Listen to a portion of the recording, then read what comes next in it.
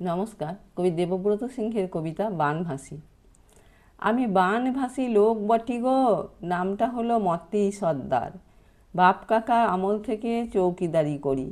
50 সালের আকালের পর থেকে গেল বছর তো খরার চোটে দকরকচা হয়েছিলাম। এই বছর আবার বানভাসি। কাগজওয়ালাদের বললাম, বাবু লিখে নেবেন আমার কথাটা, কিন্তু গায়ের লোক কাগজবাবুকে ভাঁওড়াই দিলে। না হলে লেখা কেনে? কাগজওয়ালা ফটক তোলা কল তক তাক করেছিল। লোকে বললে, ওর কথা লিখে আপনার কিছু হবে নাই, ও বুড়া পাগল বটে, পাগলে কিনা বলে। ই বাবা, আমি পাগল হলাম কিসে? কই, আমি তো পাগল লই, ভালো করে ভালে দেখুন।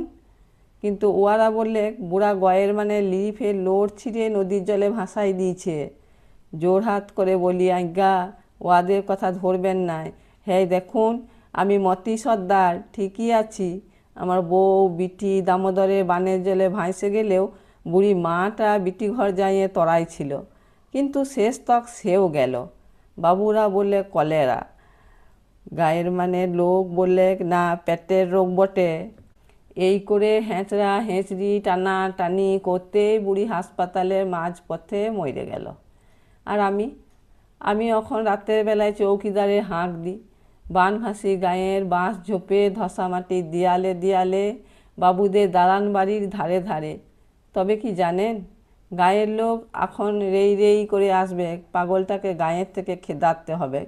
কিন্তু যখন সেদিন রানীগঞ্জের বাজারে গেছিলাম আর সন্ধ্যাবেলায় হুস করে দামোদরের জল সীমায় গেল, কই তখন আমার বউ বিটিকে সামলাই নিতে লেড়েছ।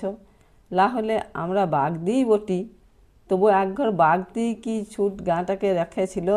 আজ এই কথাটা আমাকে কাগজওয়ালাদের কাছে বলতে না দিয়ে পাগল সাজাইছে। কিন্তু আমি পাগল নই। শুনেন আপনারা, শুনেন বাবুরা, আমি পাগল নই, আমি মতি সর্দার।